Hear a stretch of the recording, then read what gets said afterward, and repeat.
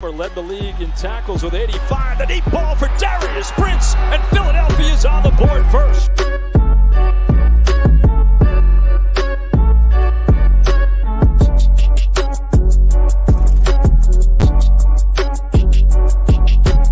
On the draw, this is Bryce and Aline. And Aline weaving his way all the way down to the 22. 10-yard line, 5. Mayfield, Dancy, all around. Throwing as far as he can throw it. Jump ball coming. Crazy stuff. Not this time. And you want to be a wide receiver. You're going to have to take a little bit of a hit like that as Brown got him in that shoulder, but watch. Those are teeth. Do we have a dentist on staff here?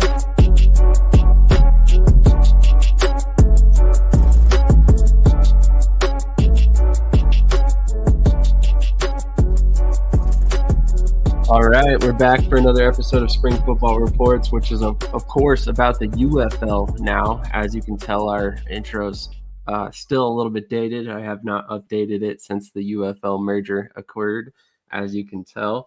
But we are joined by a very special guest, a man that joined us a lot last year, hasn't had an opportunity to join us a whole lot this year, but Mark, DFS Marlin, who also works for Fantasy Guru. How are you doing tonight, Mark? Doing pretty well. Thanks for having me on. Enjoyed the first UFL game earlier and trying to keep up here with the second one. So it's been a fun week so far. Definitely. It's always is this time of year, especially when it comes to the playoff push. But Michael, how are you doing tonight? Oh, I'm good. Same thing, enjoying the UFL games and enjoying the season. Enjoying most of the season. DC's kind of been, disappointing for me. I guess I should be used to it being a DC fan, but, That's fair. That's a little bit fair at this point. So obviously one of the games is still going on right now, but we're going to go ahead and kick it off by talking about the earlier game today, which obviously was, I don't want to say an expected outcome, but I feel like we all kind of expected Michigan to win this one. But we'll go ahead and go to Mark first on this. Mark, was this at all a surprise for you to see Michigan pull out the victory here and go to 5-2? No, I think Michigan, I saw Michigan as the favorite for this game, so I don't think it was necessarily a surprise. I thought Wes Hills, that was very unfortunate to see him go down. It was interesting to see this offense. One thing that I pointed out in my podcast earlier this morning was how I thought that Bryce Perkins would be the better quarterback in this game over Lewerke, despite not starting. And that ended up being the case because he has that dual threat ability. It completely opened up the RPO game. That they were able to run a whole set of plays that they probably weren't able to even roll out with Lewerke. So, and the biggest justification behind that for me was just mainly the fact that he's not been with the team the whole season. So he's still learning the playbook as he goes, as they progress mid-season. And I think this was kind of his coming out, moment to show he's the best quarterback on this roster now. So I expect Perkins to be the guy here for moving forward. I would agree. I mean, his performance through basically 2 halves of 2 games now has been pretty impressive so far, but I expect to see him, if not starting, playing a significant amount going forward. Michael, what are your thoughts on Perkins' play and Michigan overall? If Michigan wants a chance to beat Birmingham, it's got to be Bryce Perkins. The 2 quarterback set system's not going to work the way that I think they want it to. Even though Lewerke has played well, it's just evident that Perkins is a game changer here. And I also feel like Bryce and Lewerke's different styles also show up in which player has been in the NFL longer. Bryce just feels more polished. He's still making mistakes, which is to be expected, and the reason why he's playing at this level, as much as I hate saying that about this level. But he's still making some mistakes, but that can be chalked up to him learning the system it can be chalked up to him coming in later. But it's still the poise and everything else. You could tell that he's had a little more or a lot or longer time at the NFL level than Lewerke has. And I think that's also setting them apart in this this dual, two quarterback system. And I think eventually if Michigan wants to beat Birmingham, it's got to be Bryce Perkins moving forward. I would completely agree. I mean, so far through 2 games, 18 of 22 passing, which, I mean, you look at Brian Lewerke's stats over that same stretch, and it's been basically, a roughly 50% completion rate, not anywhere near what Perkins has been able to do. But, honestly, I'm kind of encouraged to see something like that because I think Perkins is the exact type of player that we would like to see in the UFL, a guy who fell out of the NFL way early in his career, who's still young, still has the ability to develop and get back to the point where he could hopefully still have a long-term NFL career after this point if he shows the correct things. And so far, it looks like he is showing that he is very capable of running an offense right now and kind of learning it on the fly as well, which I think might have been one of the questions about him before this point. But without being able to look at the Birmingham game right now, one of the subjects we wanted to touch on today was the potential of coaching changes. And we had 4 people in mind.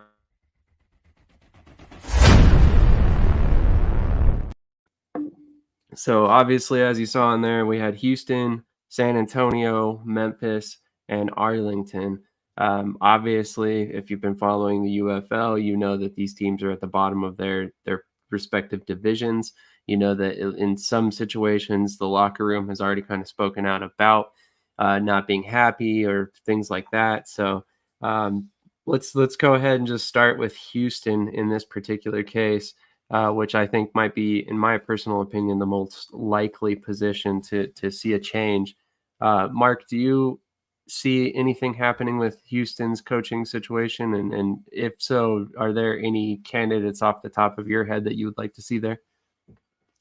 I could see it. I could see Wade Phillips just looking to take a full step back at this point as well. So it could almost be a mutual decision, but uh, I don't know as far as any kind of replacements goes. AJ Smith, I think Smith is probably going to go to like one of these Pac-12 schools or whatever you want to call that conference at this point. But that, his air raid run and shoot offense, I think fits Division I college football all the way. So I would love to see him in college football at some point. And so I wouldn't be surprised that if we saw Wade Phillips, I guess, leave, I could see the entire coaching staff, that entire room leaving as well. So we could see a totally different composition for a team next year in San Antonio. If things come apart, look, I like San Antonio right now. I don't know what's going to happen tomorrow, but I got to bet on them to win the whole thing. So I don't want to necessarily rule them out just yet. Wow. So let me ask you this real quick. I mean, if they win the whole thing, do you think it's more or less likely that Wade Phillips leaves? That is a really good question. I think that I don't know if it's more or less likely, but I think it's just as likely one way or the other. Like I could see it just being his last year regardless. So that's kind of my thought process as well. I mean, he's getting to the point where his age is definitely going to become a factor very quickly. Michael, what are your thoughts on this one? Do you see Phillips sticking around for the long term, or is he, got one foot out the door? I mean, Phillips is what, 76? I mean, he's in his 70s already. Listen, I'm gonna kind of go a little bit in a different direction here because I think what kind of sparked this conversation a little bit was some of the conversation that you and I had in the chat, where I felt like the UFL really messed up moving Wade Phillips to San Antonio to begin with. Not because I feel like CJ Johnson didn't deserve a chance. It's that I feel like CJ Johnson should have gone to San Antonio. I feel like Houston wouldn't be struggling with their attendance as much as they are if he had stayed. I mean, Wade Phillips is a Houston boy through and through. His whole career has been centered around Houston for the most part. the Roughnecks were the only team to actually have home games, which is the reason why the Gamblers were repackaged as the Roughnecks. The problem is that CJ Johnson doesn't have that same connection. San Antonio was the one that was without a coach. So why not just move CJ Johnson to San Antonio if you knew the merger was going to be 50-50 anyways, and let the Gamblers go to San Antonio for their roster and Wade Phillips stay in Houston? It didn't make sense to me. It's good for San Antonio because obviously they're going to make the playoffs, and like Mark said, they're in the process of possibly going ahead and could win the whole thing. It just hasn't been good for Houston because the Gamblers never played a home game in Houston. CJ Johnson isn't connected to Houston. There was no connection for this team, so why would the fans turn out for a team that isn't actually Houston, right? So that was kind of I think the first mistake involving that. I think so the move to San Antonio may be the last year for Wade Phillips, but I think what that's going to do is actually open the door for AJ Smith to become the head coach. I think the UFL would be stupid to let him go. He's young, he's ambitious, he's extremely creative, and it gives them a face of a franchise that has already been building with San Antonio to the point where they know who he is. They know his name and what he's done for this offense and this team. If Phillips does step away, I think AJ Smith is the only candidate that the UFL should be looking at to replace him at this moment in time. I just think that one of these D1 schools, though, are going to come in and offer him more money. It's very possible. It definitely is very possible. Definitely very possible. I just think from a UFL standpoint, you do what you can to try to retain him. And that's just, again, they may not be able to shell out the same kind of money that one of these D1 schools can, like you said, Mark. I think you got a very good point that his style is very perfect for D1 school for sure. He didn't get the offer last year. Maybe he doesn't get the offer he's looking for this year, or maybe he wants to stay at a professional level. Who knows? But either way, if I'm the UFL, he's my first and only choice at this point. Let him give you the right for refusal, because part of what this league needs is stability, and that comes from all 8 corners of what they are building, and that includes building brands and player brands and coaching brands. And I honestly think that Houston as a team would not be struggling with attendance if it was Wade Phillips over CJ Johnson there. San Antonio was going to show out with whatever their total is anyways, because they want football in San Antonio. The team may be terrible, but it was still going to end up being that way anyway. Who knows? I mean, maybe I'm wrong. Maybe I'm just it's a stretch, but I just feel like Wade Phillips brings that brand to Houston where CJ Johnson didn't. So I think my take on it is that I think Phillips going to San Antonio, it's almost like he's more upset about it than it would actually impact their fan base. I think ultimately Houston just needs a better infrastructure to sell tickets.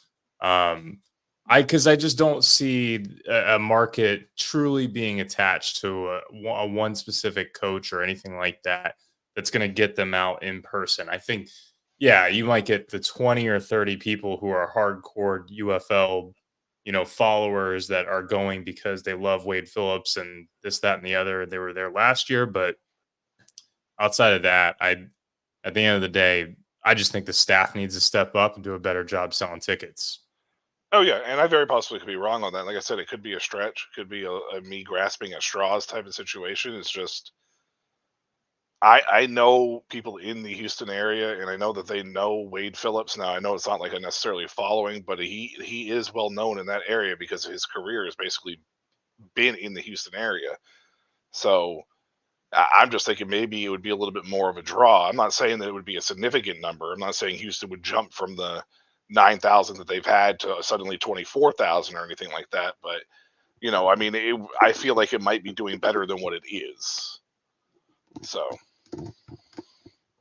Very fair. I mean, to point this out, Wade Phillips, literally Houston graduate.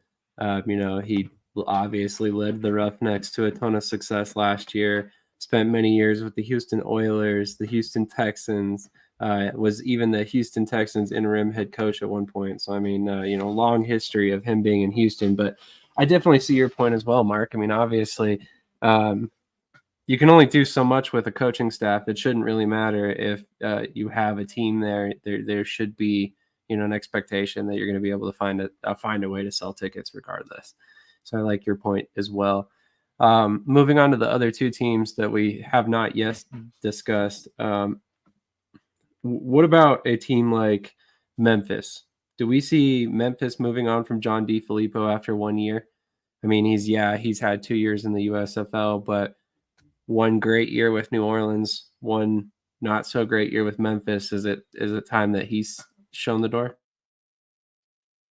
I don't know if you necessarily give up on him yet, but what I have noticed, or what we've noticed between his team this year and even last year, was a lack of discipline. Both of these teams found ways to shoot themselves in the foot over the course of the season. And a lot of it comes down to penalties and just silly turnovers. So,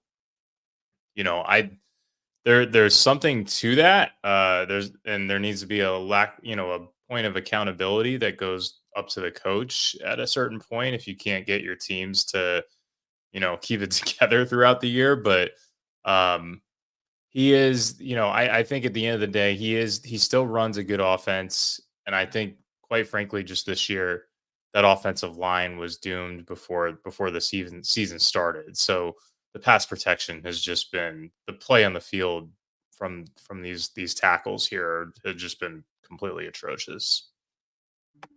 That's definitely fair. Michael, what are your thoughts? Most sacked team in the league. I mean, maybe part of that's Case Cookus because his style is a little bit different than MBT, but McLeod Bethel Thompson had issues with that in New Orleans in their stretch where they lost those 4 games in a row too. Like, I think DeFilippo either needs to assess his offensive line coach that I'm assuming he brought with him from New Orleans to Memphis, or whatever that may be, or maybe he needs to be a better, or find somebody who's a better evaluator of offensive line talent than whatever it is that's happening with him in these 2 spots. This defense has also really struggled too. I don't know if it's the defensive coordinator scheme issues, but like Mark said, a lot of it is also the inability to not be disciplined. And it was a big thing for the Breakers too. It cost them their game against the Stallions in the playoffs last year at the USFL level, where they had a legitimate chance to beat that team, and they just shot themselves in the foot, especially in the second half. It's almost like once something bad happen on one of his teams, it goes off the rails, and there's no way for him to get it back. I don't think you give up on him, though. I don't think you give him out. You ship him out after this year. You gave CJ Johnson 2 years. I know this is technically DeFilippo's second year, but this is really his first year of like really poor showing, because they did go 6-4 last year at the USFL level. And again, stability is something that they need to build upon at this moment in time. They can't continue to do what the NFL does with this whole you're fired thing. The NFL can get away with it. The USFL the UFL needs to kind of build that for a little bit. Now, I'm not saying a guy with a coaching record of Hugh Jackson should get 3 or 4 years, but you gotta kind of think about it from that standpoint, because you're playing the long-term game, not the short-term game. No, that's actually a great point, because if you think about it, you're going to be able to attract better candidates if they think they have a longer window to kind of build their team. And in DeFilippo's case, if you think back to the dispersal draft, when they were allowed to protect those initial 40-something players, that was from, Memphis's roster. So it's not like he got to protect players from his own roster that he was able to build over the previous season. He had to pick and choose who he could get throughout the draft, after the fact, rather than that initial 40-something players, which to me is a big deal. So I think that you give him a full off season to build this roster in his image. And I think maybe things change quite a bit, heading into 2025. But obviously, we got a long way to go till we get there. We've got, a few more games, even though the USFL division is already sewn up. But looking at the final team on this list is obviously Arlington, which just finally got their first win under Stoops. I know they won the XFL championship in 2023, but they did so with a 4-6 record in the regular season, and basically had a good show when it mattered the most, which is, in my opinion, a sign of a good coach. But at the same time, it just hasn't been there this season. They're already eliminated from playoff contention. Do we see a change in Arlington, Mark? I think to Michael's point before, you do want to create stability, and I feel like Stoops was a big part of the formation of the XFL, and continuing that into the UFL. So I feel like it's kind of up to him, honestly, to a certain degree, just because he's got a lot of tie-ins with all of the camps and the tryouts that they do, and it just seems like he's very interwoven in the operations of the league in and of itself. So that's why I feel like he's got a little bit of a longer leash than some of these other coaches. That's definitely fair for sure. Not to mention reputation previous to the XFL. Michael, what are your thoughts? No, I think you let him come back. I mean, you're talking about a team that literally is a play away in each game from being 5-2 at this point instead of 1-6. You're or 4-3 at absolute worse if those plays go in their favor. This has been a combination of, I don't know what's going on with Jonathan Hayes. We touched on it a couple shows ago. This defense for some reason has just crumbled completely. I don't know where it's coming from. I don't know what happened, because Hayes was a solid defensive coordinator last year, and the year when he was with the Battlehawks in what was it, 2020. They had a pretty solid defense too. So I don't know what's gone on with Hayes. It just feels like maybe the personnel isn't matching up with him, but the defense has been the biggest downfall. And it's either scheme, play calling, or players. I'm not sure what it is, because they're so close, right? Like, a majority of their games have been like less than 5 points, So I don't think you can move on from Stoops. I mean, like Mark said, it would have to be up to Stoops probably just to be kind of like, you know what, I'm not coming back. But I don't think that's the case with Bob. I think he wants to be there. I think he wants to help build this league from the ground up. I think that he does have some pull. He said the same thing in the XFL 2020 that he said in XFL 2023. So that he was there for the long term, and wasn't going to go anywhere else. I think you build him as one of the pillars for this league. And the losing record in the regular season is kind of whatever, but this team is much better with Luis Perez there. And even this year, even though the 1-6 record isn't pretty, if you really focus on what the actual schedule looks like, this team is a few plays away from being 5-2. So That's also fair. I mean, obviously, the losses that they've had haven't been blowouts by any stretch. In fact, there was a couple that were only one-score games. I wanted to throw out a potential head coaching candidate to you, and this is a guy that I've talked to you about off camera, Michael. But Philip Montgomery, the co-offensive coordinator for the Birmingham Stallions, came in this year after a stint as the head coach with Tulsa a couple years ago.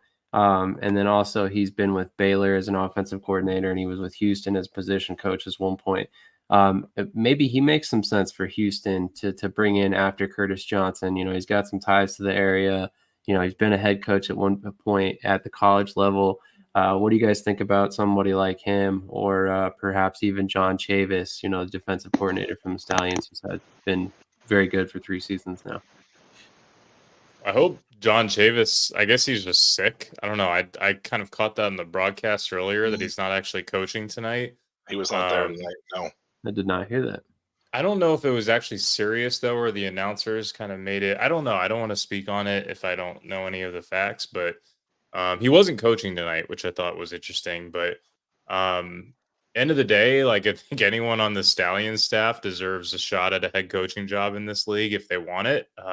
So I 100% agree. Line them up and, basically use them as shoo-ins to fill some of these other roles.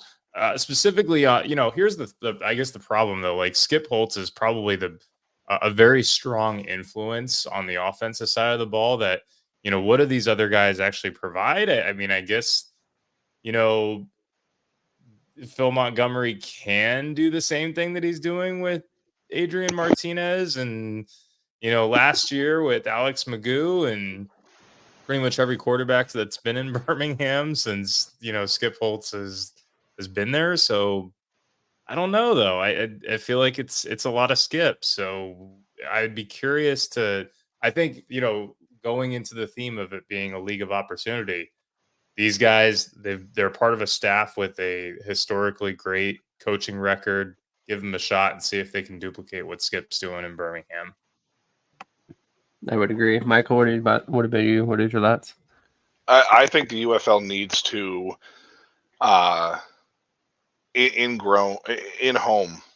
homegrown, quote unquote, fill in the head coaching positions.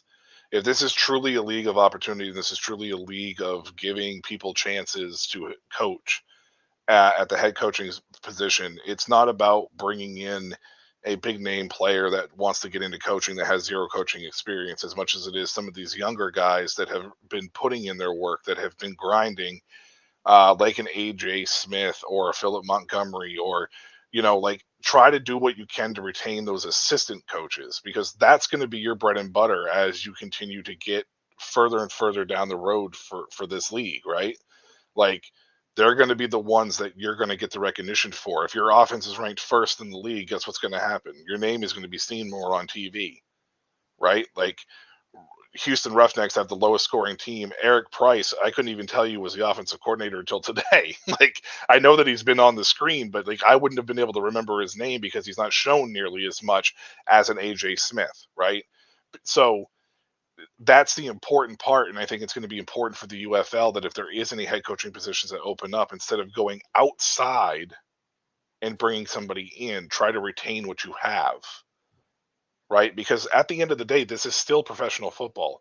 Yes, the NCAA may pay more, but the NCAA is also probably a little bit more of a grueling overall schedule of the way that the length and time that you have, plus with the transfer portal and everything else that you're dealing with.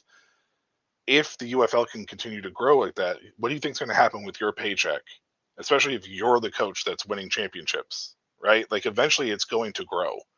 So I especially some of the younger guys, like, obviously with the Wade Phillips of the world, like, Wade doesn't need to do this. He's just doing it now because he likes to do it, right? Like, that's just the way it is. Bob Stoops has always said he never wants to coach at the NFL level. This is perfect for him, Some of these guys, or Skip Holtz even, I don't even know if he has any desire to coach at the NFL level. He may want to stay in Birmingham forever, as long as the Stallions stay in Birmingham, right? Like, it's those are the people that you want to retain. And to me, I think that both those guys make perfect head coaching candidacy if they open up. But you also don't want to have a revolving door, not at this moment in time. Try to stabilize as much as you can. That's definitely fair for sure. I mean, just to throw out a couple more names, you got Corey Chamlin out there that's been a CFL head coach. He's with Birmingham as well. You've also got a guy like Bruce Gradkowski, who's never been a head coach, but he's been doing a solid job as an offensive coordinator with the Battlehawks. Donnie Abraham, same situation. Never been a head coach, but he's been a coach with the Battlehawks for a couple of years now, done a great job as defensive coordinator. So another name you could look at as well. That's one staff I could see some of those guys getting plucked right up into the NFL, though. Like that, those are the types of coaches that I see trickling upwards to the league. And, so like, because there's kind of a few different paths, right? You can go to the NFL, you can go to the NCAA, you can grow within. And, I don't know. They just stand out to me since they are player coaches, and given their success, and like they just kind of almost have a brand of wanting to, move on to the next level across, as a whole, even the players themselves for the most part, other than like McCarron and a couple of these, Gallman and some of these afterthoughts. But no, that's honestly a good point as well. And I hope that we get to a point where we see that the UFL become that springboard where coaches want to go to get an opportunity to kind of leap up to the next level. Hey, I can be a head coach. Here's some proof. Add that to their resume, and then kind of jump back to the NFL as a coordinator, and hopefully kind of speed up their course to being a head coach at the NFL level. But there's a couple other interesting names out there, not to limit it to the four that I just named, but just a couple guys that come to mind right away. But moving on to another point at hand, one that's probably a touchy subject for some fans, but the potential of relocating some of these franchises after the 2024 season. Obviously, we only have 8 teams currently. There was a lot of upheaval after, eliminating 8 teams. So, there's an argument to be made that you need to give this market, all these markets a year to kind of to grow with their current iterations of their teams. But what are your thoughts, Mark? I mean, you in particular have insight into the ticket sales department. So I'm curious to think, to hear your mindset. Like, do you relocate some of these franchises? I mean, a team like Houston, that we're talking about that's having struggles with these ticket sales. I don't really see, so like Houston from a performance standpoint, I guess, but like quite frankly, I feel like Houston is just too convenient in other ways to fully give up on that city yet. Memphis to me sticks out as the one, but I don't see them moving on from it. I feel like the USFL side of the league has a lot of pride in Memphis, and they want to treat it as like their quasi, second kind of home there. So I don't know if anyone moves, quite frankly, but I feel like if you were going to move one team, Memphis seems like the kind of the odd man out to me. I think that's tough. Like you said, the USFL has some definite ties there, and it sounds like they've talked about a potential ownership group being there, but we'll see. Never seems to come to fruition. Michael, what are your thoughts? I don't want to see them move anybody. I mean, at the end of the day, you pick these 8 locations. These 8 locations already, they were playing in the hometown. I think there may have been a possible mistake by eliminating Orlando. I know that doesn't seem very. I know that's not the popular opinion because Orlando struggled a little bit with attendance last year. But I know that city is capable of wanting it. UCF draws fairly well. So I believe that was a market that had been burned too many times, and now they've, I think, completely used it up. I don't think there's ever going to be an Orlando team again unless they brought back maybe the Apollos, but that would be just too many. I think there would just be too much pulling around, the type situation. Detroit or Michigan, if they weren't doing so well this year, that would be the one team that I would probably say could be located to Canton, because they were struggling with attendance. But today their trajectory was in the right direction. They actually went north of where they were the last home game. Yeah. They're not at 10K yet, but they're getting there. It's a big stadium that they're playing at Ford Field, so it's it's not a easy stadium to put in there. So 9K still actually sounded fairly well because of the dome, but if they can get a little further, and maybe maybe the XFL championship game, if they were ever to host one, or anything along those lines, or USFL championship game if they were ever to host one or whatever, maybe they find a way to get almost 20K in there to show that it's possible. But the trajectory is heading in the right direction for Michigan, and I think a lot of that's also because they're winning. Like, we have to remember that there is a correlation to winning. Like, Memphis is 1-7 or whatever. So a lot of people aren't going to necessarily tune out to a team that's not going to make the playoffs at this moment in time. So, who knows? I think that you have to give it more than a year, though, just because you need to be able to find out if it's due to winning or lack of winning. But I feel the USFL side and Fox specifically really failed those markets. I think Michigan though has a unique opportunity in the sense that they are a true activity in that town when it is cold and there is nothing to do, and they're in a dome.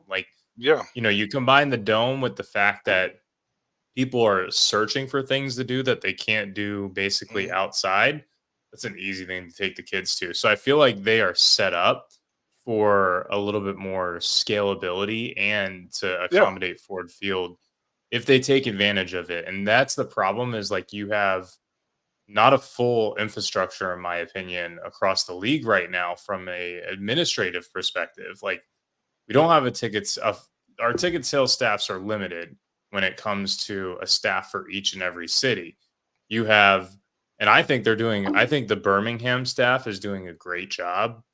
The director over there I feel like is doing well with that market. They're capturing it. They had a great, showing the previous week, in my opinion, for Birmingham specifically.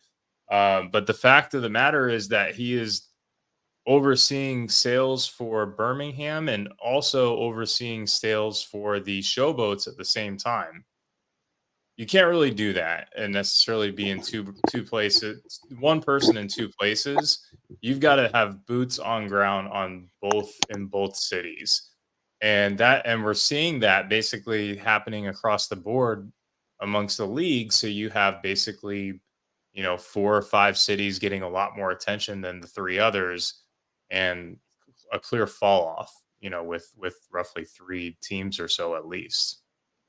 But that's one of the reasons why I feel that the USFL side failed these markets coming in to this merger, because of their lack of really doing that. And you mentioned Birmingham, but you know what? I'm going to tell you from a fan perspective that I actually think Birmingham is a huge disappointment. They don't reach 20K like at all. I think their I highest don't total think you was will at Birmingham, though. 14K was what their highest so far. But we're talking about a 2-time, possible 3-time champion here, back to back to back to back. Like, if that city is truly a football city, as much as they want to keep trying to say, Tuscaloosa and Alabama, like, they love their football there, because I mean, Alabama definitely draws more than 14K. They have to. There's no way that they don't, knowing what that stadium is. If you're talking about a professional team in that state that's possibly going to win 3 championships back to back, and they still can't draw 20K, then Birmingham may be a relocation of a team, which would be mind-boggling considering their dominance. I think so. Here's the thing, though. Birmingham doesn't have the ceiling that like a St. Louis or anyone like that has. Not even close. Can they get up to 20K? Yeah, if they absolutely crush it, and they maybe a few years from now when they have a more built-in fan base. But it's right now, in my opinion, as far as a fan base goes, you can compare it to Houston. And so you look at where Birmingham's at and you look at where Houston's at. And that's the difference right there, right? They're basically bringing in twice the amount of people. Both of these, there is no reason why Houston cannot match what Birmingham is doing. That's my point. And that's not talking about performance. Yeah, for sure. Yeah, for sure. These numbers are so low that performance only comes into play when everyone's up there over 10K average, over 15K average. So I just think that it's the administrative side of this. And the reason why it just strikes a chord with me every time we talk about it is the fact that if this doesn't get cleaned up going into next year, the league will fold, 2 years from now. And that's mainly because we won't see any kind of true growth. So it truly starts at ticket sales, because if you improve ticket sales, you have better optics. If you have better optics, you'll build in more psychological buy-in, and the psychological buy-in will turn into more viewership in the long term. And Not to mention they'll have money. And viewership's up, though. Viewership is up, yeah. Viewership's definitely up, so that's a positive. Like, that's a definite, like, viewership being up like that is definitely a huge offset to the lack of what we're seeing with some of these places. But we both know that that's not the answer. So it's 100% a step in the right direction, though. Like, yes, and there are positives coming out of what's happening right now. Like, one thing I brought up in the Discord over at Fantasy Guru was just the fact that we saw last week, for the first time ever in spring football, DraftKings actually extend the size of contests and expand the selection of contests for UFL games. So that doesn't normally happen. Normally, as you progress towards the end of the season in spring football, they pull back more and more of their contests so that they don't get, waxed on any of the overlay. So the fact that they were actually increased the selection was a very positive sign as well, that people are gambling on it. I feel like that's a big crowd, and I think it was underrated by a lot of the sports betting platforms at first, but I think they're coming around and starting to realize that wherever there's sports, there's a sports betting crowd that will try and capitalize on that because, like you and I have talked off camera about the fact that some of these leagues are a little bit easier to make money on because it's easier to follow the niches a little bit quicker because of how fast you can kind of see the separations between teams. Like, for instance, this year, we all, basically knew Birmingham was a good bet right off the bat. So, great point. Always interested to see how that affects things going forward as well. But let's transition a little bit, shift gears, and talk about some players that we want to see in the NFL. For that in particular, I figured I'd pull up some statistics here. Let's go quarterbacks first. Off the top of your head, I mean, obviously, I'm sure there's a couple names that stick out immediately for you guys that would be NFL type quarterbacks. Let's go to Michael first on this one. Michael, do you have any guys right off the top of your head that you want to see or expect to see back?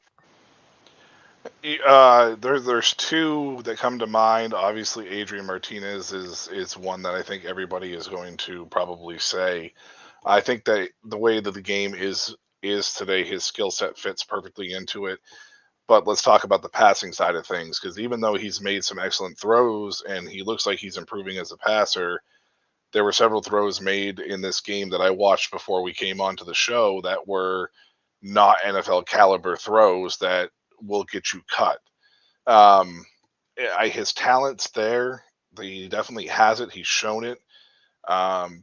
But as a quarterback, I don't know. It's hard with the quarterback position because there's such an influx every year that come into the NFL that these guys just don't make the cut.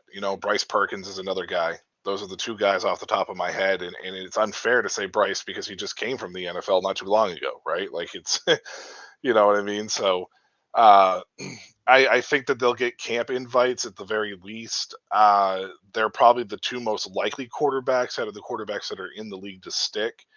We're going to probably repeat a lot of the same people that we talk about every year. Like, oh, this guy, he comes in to the UFL and he does so well. He deserves a shot at the NFL, but he's going to end up back at the UFL level just because of the influx of players that come in every year.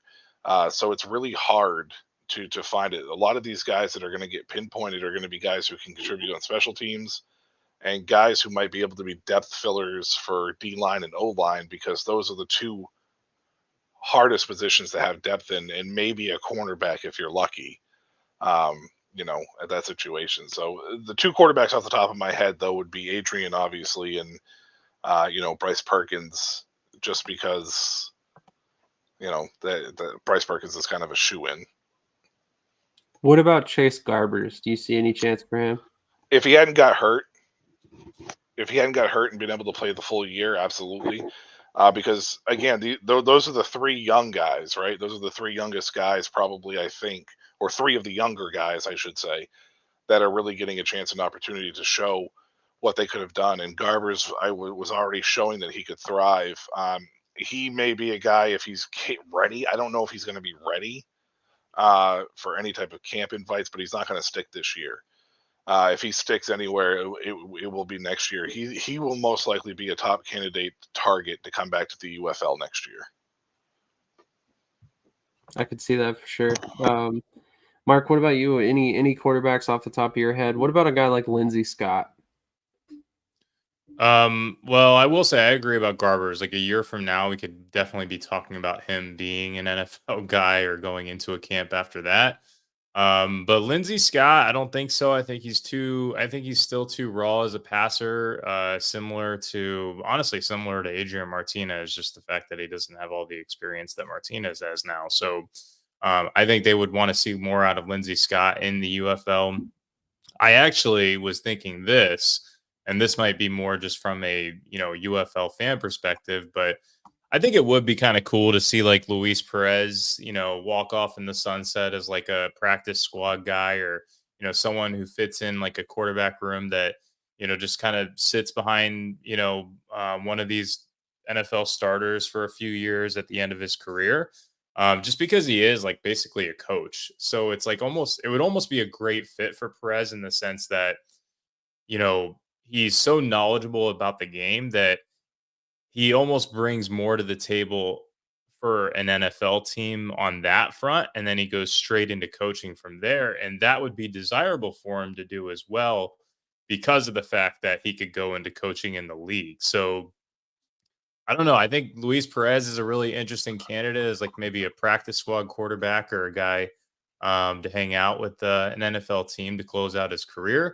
Other than that, though, everyone else, like Amart's a great practice squad guy in the sense that he can simulate running quarterbacks. Same. I mean, Lindsey Scott is kind of like that, but I think you just want to see more playing time out of him at this level. That's definitely fair. I fully expect Adrian Martinez to get an opportunity. In my personal opinion, I think he's just way too dynamic as an athlete, and now him getting the opportunity to actually start at this level is only going to help his case. And then also, go ahead, Michael. The only counterpoint I have to that, though, is Lindsey Scott wasn't drafted in the NFL draft, and he hasn't had the experience of being at that point. And if he doesn't have the film and he already went undrafted, there's a chance that teams aren't going to look in his direction because he didn't get that role. He's going to be very similar to the Chase Garber situation where he doesn't have a lot of film and tape out there on a professional level to put things together to get the eyes on him. If he had started the whole year and it wasn't Luis Perez there in Arlington, then I would have absolutely no doubts in my mind that Lindsey Scott could be a guy that could catch on to a taxi squad situation. He might get an invite to camp, but I don't see him sticking just because there isn't enough for him. That's the only counterpoint I have to that. Did I say Lindsey Scott? I totally meant Adrian Martinez. Yeah, you said Lindsey Scott. That is totally my mistake. Okay, Adrian Martinez, I fully anticipate that he gets an opportunity at the next level. I apologize for that. No, okay. Martinez, to me, I mean, like, if you're looking at a quarterback like, Lamar Jackson, I feel like Martinez is a perfect backup or QB3 or practice squad guy for Baltimore, or, one team that Mike Mitchell keeps throwing out there, Seattle. Or to me, if I'm Denver, why not bring in a guy like Adrian Martinez, who's really young, who's that dynamic as a player? I mean, obviously you've got a young guy in Bo Nix, but what's the worst that happens? You cut him and he goes right back to the UFL. I mean, there's a bunch of different teams you could say that about. Scott, yes, I agree, is a much bigger long shot due to the fact that he hasn't played as much. I really like the idea of Luis Perez being able to walk off into the sunset as an NFL practice squad guy and transition into coaching. That would be awesome to see. And honestly, in his defense, he might have the best case to make it back to the NFL that he's had in his entire career right now. He's balling out right now, for lack of a better term, over 67% completion rate, 10 touchdowns, 2 interceptions. And he's leading the league in a lot of different categories, including passing yards per game. So very quiet stats, though. That's true. It's not like he's really lighting anything up, but at the same time, he's still somehow atop the charts in a lot of different categories there. So definitely interesting to see. But again, with Luis Perez, it's the same thing. Like, as much of an awesome story as that would be, and a great story that would be for him in his career, you're talking about a quarterback you're going to stick on your practice squad most likely, play the third quarterback emergency situation. You can pay an undrafted rookie significantly less, or bring a guy in off the street for a vet minimum that's going to give you better results than what you would have with Luis. Like, Luis has already been in the NFL. He's already bounced back and forth enough. as great of a story as it would be, because it would be so awesome to see for Luis Perez, because trust me, we're all rooting for him. I know we are. It seems highly unlikely, no matter how well he does at this level. It's just the unfortunate nature of the way that the NFL is. That's the reason why I focused more on some of the younger guys, because of their age and the fact that they don't have to have that specific minimum that a veteran quarterback has to make at the NFL level. He would need some serious endorsement. Yeah. I would agree. Yeah, I would agree on that as well. When you look at the other positions, I mean, for instance, wide receiver, what about a guy like Hakeem Butler or Marcus Sims, guys like that, Deion Kane, JP Payton, Justin Hall, a bunch of these different guys. Any of those guys stick out for you guys in terms of NFL players? I believe this year and last year alone, there were 49 wide receivers drafted in the NFL. I think there was 26 this year, if my memory holds. And you think about how many were taken in the first 2 rounds at the wide receiver position. With the 3 wide receiver sets, a lot of these spread options, the run and gun, whatever you want to call it, outlets of stuff. Wide receiver is such a deep position. It is so hard. Hakeem Butler is balling out and having probably one of the most fantastic careers in a 2-year stretch now that he's ever had, right? And you're talking about a guy who didn't stick at the NFL level for whatever reason last year. Deion Kane was in a situation where he had like 2 people in front of him in Pittsburgh and couldn't latch on as a wide receiver 3. So this is part of where we come in, where we're repeating a lot of these names about bouncing and sticking and stuff like that. I would love for these guys to, but unless they can contribute on special teams like, Kavonte Turpin did, it is going to be very hard for a lot of these positional players to get there. I just feel like you mentioned, like Butler and Kane, both of them have dropped plenty of footballs even this year, even last week, right? So both of those 2 guys, the knock on them is they can't catch the football, and they're a receiver. So I feel like they're already eliminated. They've already had their shot. Yeah. But one guy that sticks out to me is Dawood Davis. He was in the Dolphins training camp last year. He made it to the full camp, which means he was 1 cut away. Yep. He comes into Memphis. He's basically a no-name. He rises up through the depth chart throughout the course of training camp and is now one of the best receivers in the UFL. So, 1 year of pro football, he's got a lot that he put on tape. I feel like Dawood Davis might have a shot. And he's young. He's 25. And he's young.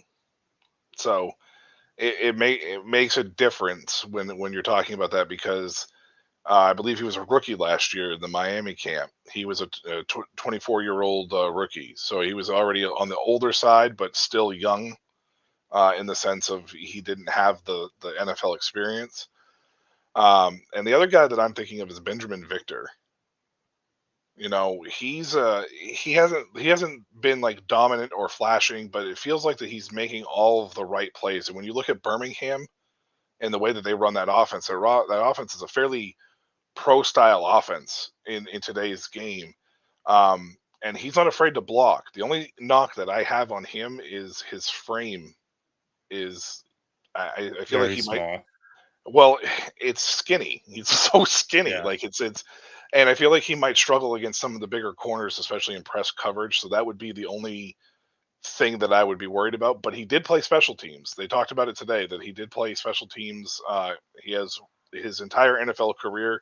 He has 1 stat, and that's 1 tackle. So he does play special teams, or at least he did. I just don't know what his contribution can be outside of special teams, unfortunately. So I know he got a touchdown today, but it's he had some drops last week, right? Yeah, so right.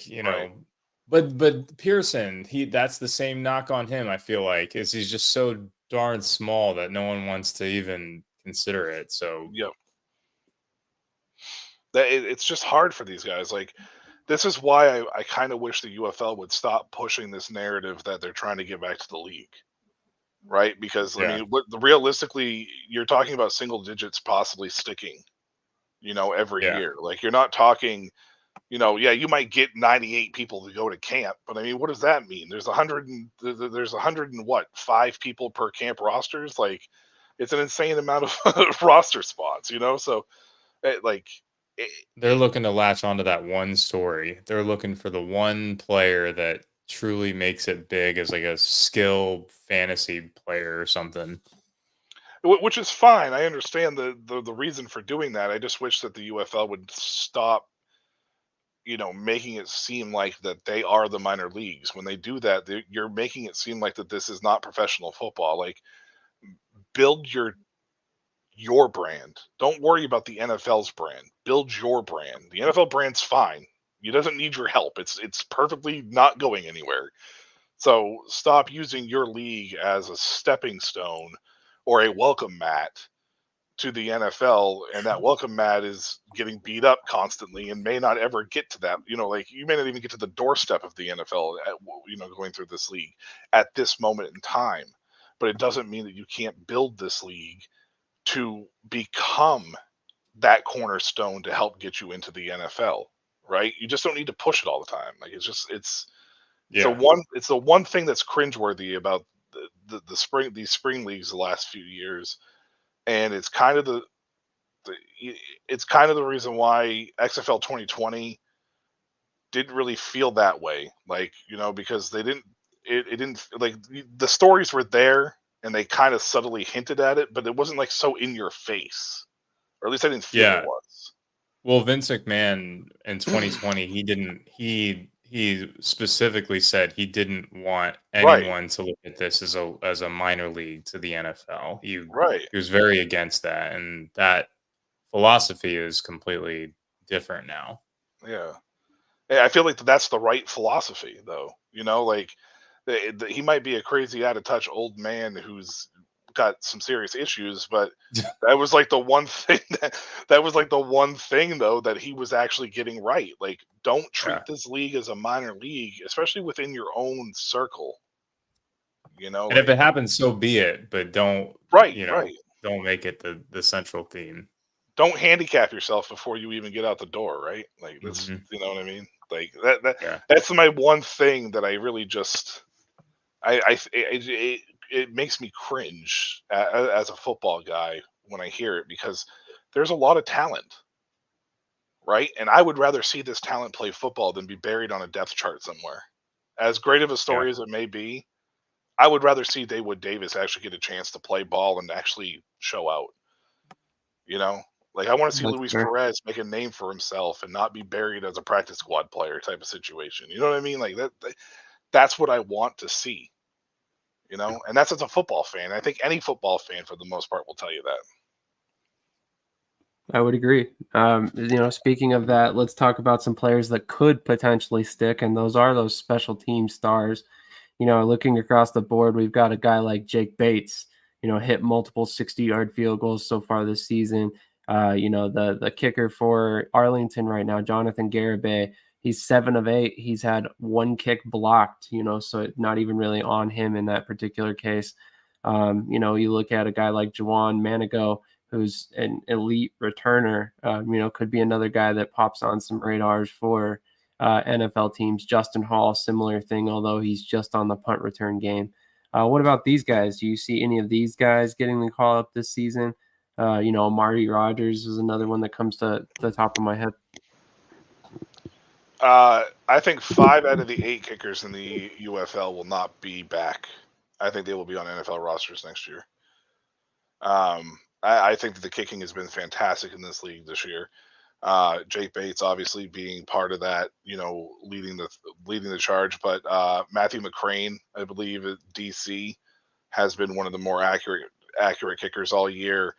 Obviously the Battlehawks, I think they've had 2 kickers. Both of them were really good. One got hurt, I believe, if I'm correct, at the beginning of the year.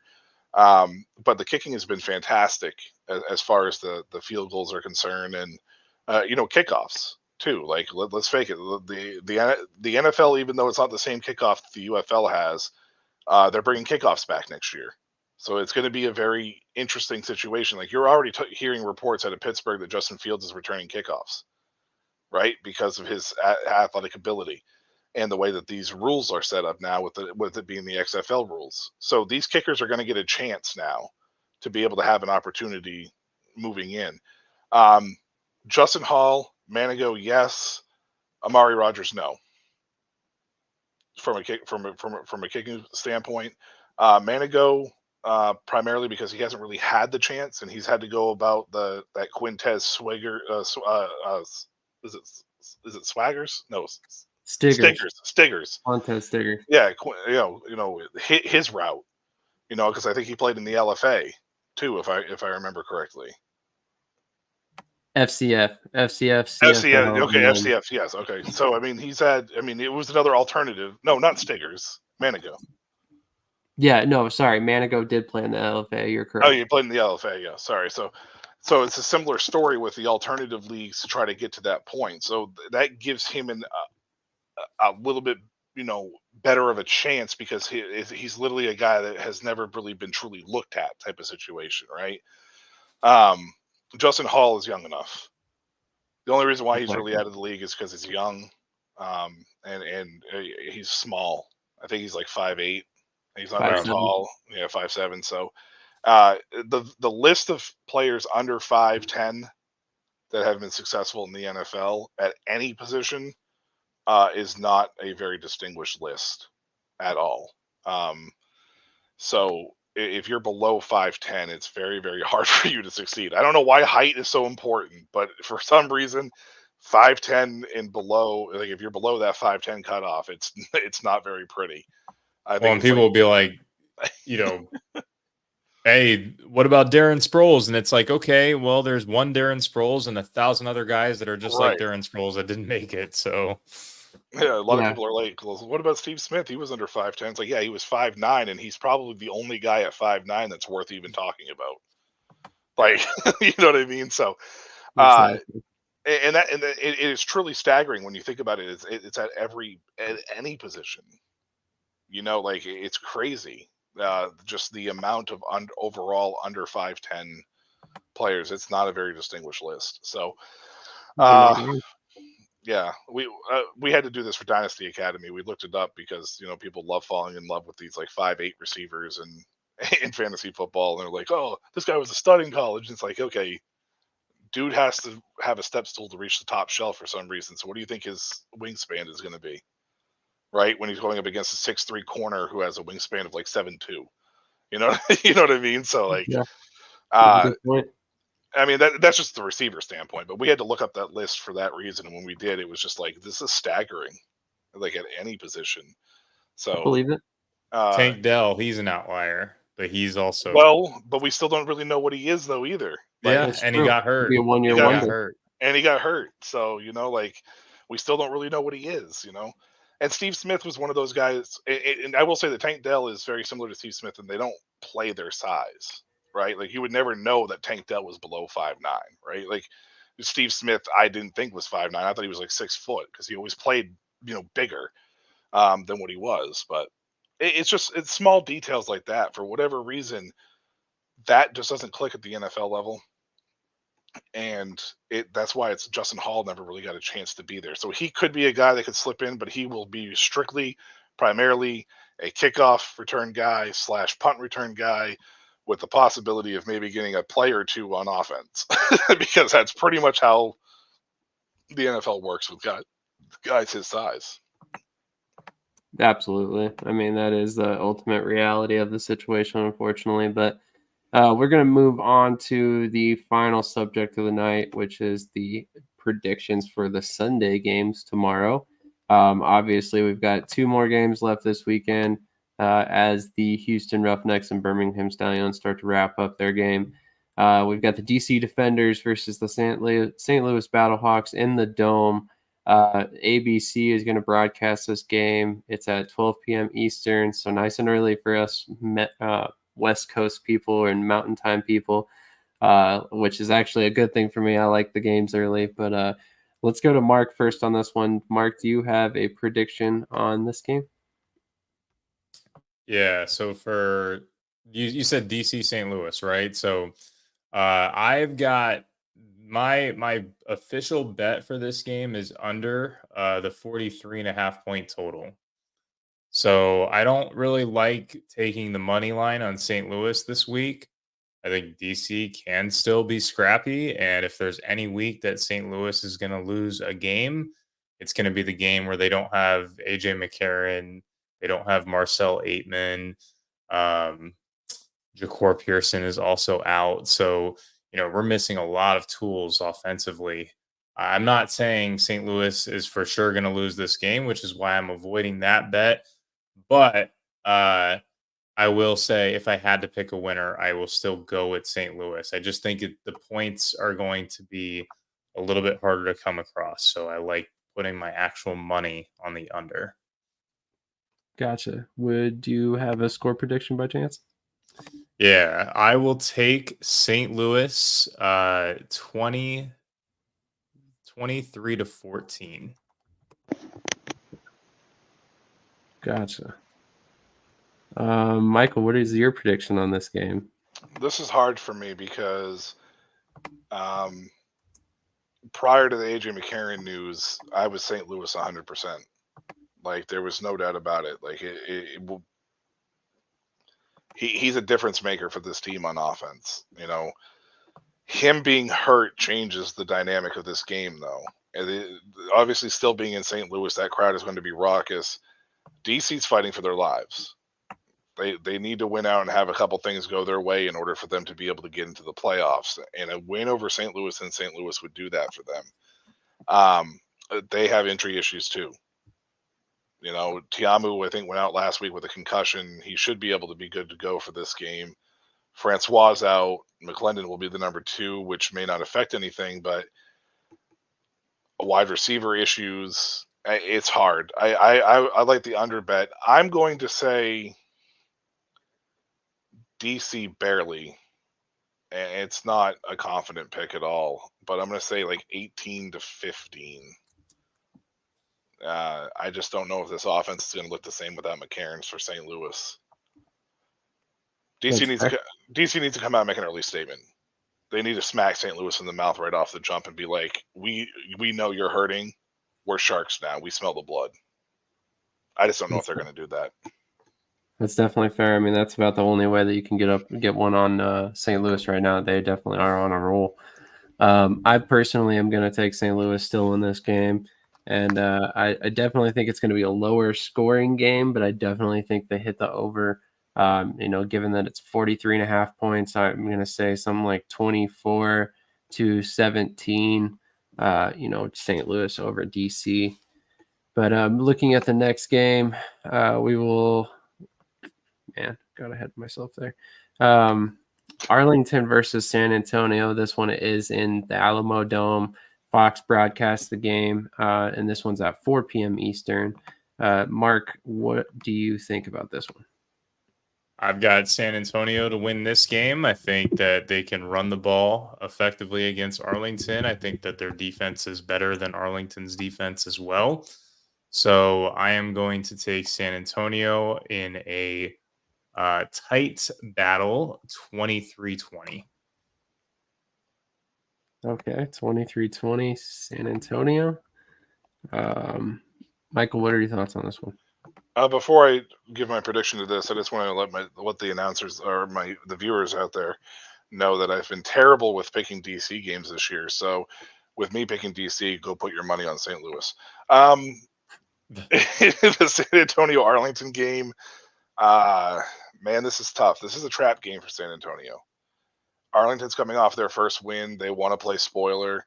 They are definitely we know that this team is definitely capable of being a losing team and still winning, right? Like, games that don't matter, games that do matter. They're capable of doing it. I don't think this one gets away from San Antonio, but this is going to be another one of those games where Arlington is going to be like one play to decide the difference. This is going to be like a 26-25 San Antonio game. Okay. It may come down to like the last drive or who has the ball last type of situation. All right. I actually have Arlington winning this one 23-19. Kind of a funky score there, but just for anybody who's watching, here are the DraftKings bet lines. In case you actually want some educated opinions, because maybe Mark might be a little bit better than I am, but I am no betting expert, that's for sure. DC is a 6-point underdog in their game, and then Arlington is a 2.5-point underdog in their game, which I always kind of look at that as just the home field advantage in that particular case. For San Antonio, they're going to be the 2-point favorite because of being at home. But St. Louis, similar thing, although ultimately I think they would probably be a much bigger favorite if it weren't for that McCarron injury, as well as the Aitman injury and everything else we spoke on. But just wanted to throw that up there for anybody who's curious. Kind of pretty close spreads on both of these games, so they should be fun to watch tomorrow. Any final thoughts before we get out of here? I just want to say that while we're talking about spreads, Houston is covering the spread right now against Birmingham. I believe it was a 14.5 point. It was start. huge. It was the huge. largest of the season. Right now, it's a 7-point game. It is 35-28. Did you say it was higher? Was it 16.5? 16. 16.5. Yeah, 16.5. So 35-28 right now. Houston just scored a touchdown, and it's only a 7-point game.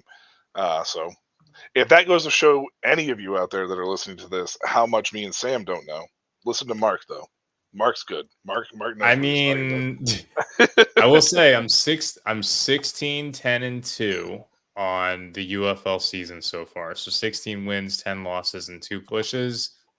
I got the first game right. I got under 47.5 on the first game, and I did take Houston plus 16.5 for this game. So we're in the green. We're well in the green right now. I'm just saying that's probably better than what mine would have been if I had kept track, but I didn't keep track. So I don't recall what I put down for my Stallions prediction, but I do know that I did say they would not cover the spread. I just thought that was way too optimistic. 16 points is insane. It's just, I mean, with the way they've been beating teams, it's not really surprising. But at the same time, like, they're not. What are they really playing for right now? If this was against Memphis, this spread would have made more sense, in my opinion. Yeah, I agree. I didn't think Houston looked that bad last week. No, and actually, one of the things that I think has kind of gone under the radar is Houston's defense has actually been pretty good. They're leading the league in yards per carry allowed. They're leading the league in completion percentage allowed, with the lowest completion rate. There are a couple other statistics in there that they're leading the league or tied for tops in the league. And, honestly, it's a situation where this does not surprise me. I still expect the Stallions to win, but I didn't think that there was going to be a large gap in the score. And I do, there's 2 minutes left right now, 35-28. I could see Birmingham scoring one more time, making it a 14-point deficit, but they will not cover. There's no way at this point. So, well, I think part of this comes from week 3, week 5, and week 6 for Houston. They lost by double digits in 3 of those 4 games. They won their first game in week 4 against Arlington, but they got beat by Birmingham 32-9 the first time that they played. So I think that's where a good chunk of that comes from. And, they lost to St. Louis 22-8. So those are 2 of the top teams in the league that they ended up getting kind of smoked by. I mean, even that St. Louis game, though, they didn't look bad. They were in that game for most of that game, but the final score is kind of where it, that's the glaring, hole there is that final score. So that's the only thing I can think of. That's the reason why that this spread was so high. I had my score as 31-17, so I have a 14-point deficit. but definitely did not have Houston scoring this many points. So I was still off. But yeah, anyway, Mark, what do you have coming up? I mean, you said you did a podcast this morning. Where can we catch that? And then what do you have coming up in the future? Yeah, I appreciate that. So every Saturday morning, I post the All Pro Fantasy Football DFS and Betting podcast. So basically, I cover the UFL during UFL season, and we'll be doing, of course, the NFL as well. All of my UFL exclusive content is over at fantasyguru.com. You can either get the franchise mode with them or the VIP package. I think the VIP package is like 50% off or something ridiculous right now. It gets you all the sports, betting a lot of money and winning a lot of money on NASCAR too. So definitely it will pay off. And you'll get all of my bets, and you will get a weekly article from either myself or Jorge Pucks, my peer over there. So we're having a lot of fun with the UFL, but it's starting to wind down. So I'm getting a little antsy. I guess I'll start watching some CFL until the NFL preseason starts here. Have you done any of the IFL betting yet?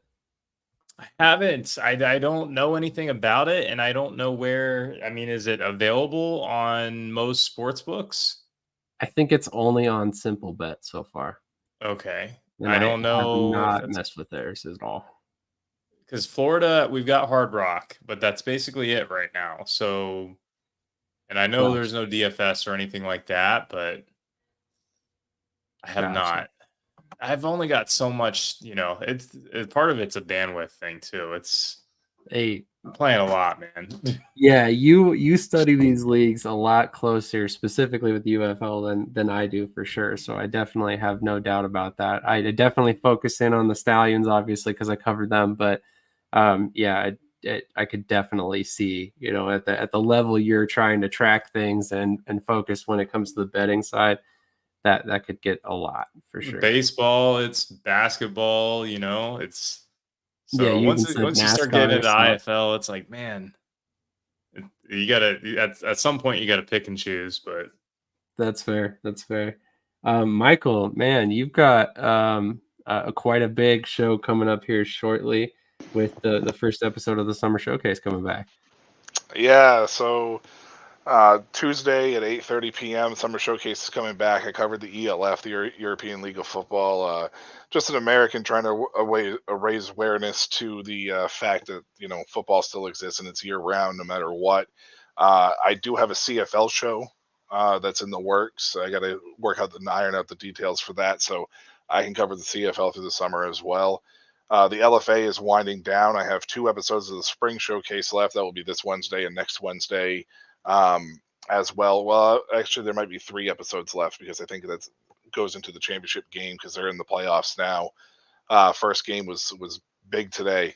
It was a close game too with the LFA. And then Thursday nights we'll do Dynasty Academy where we cover Dynasty football, Campus to Canton, and Devi, primarily as far as the season-long leagues. Unlike the DFS that Mark does, we do the season-long leagues and we cover players and situations and give our thoughts on that as well.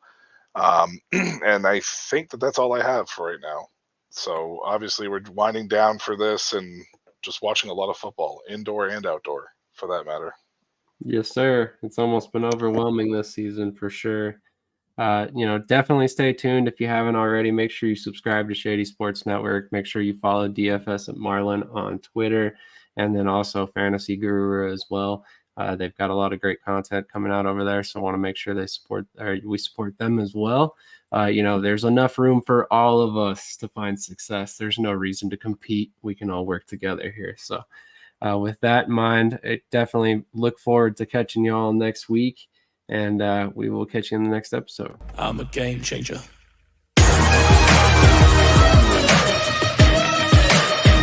I'm a game changer.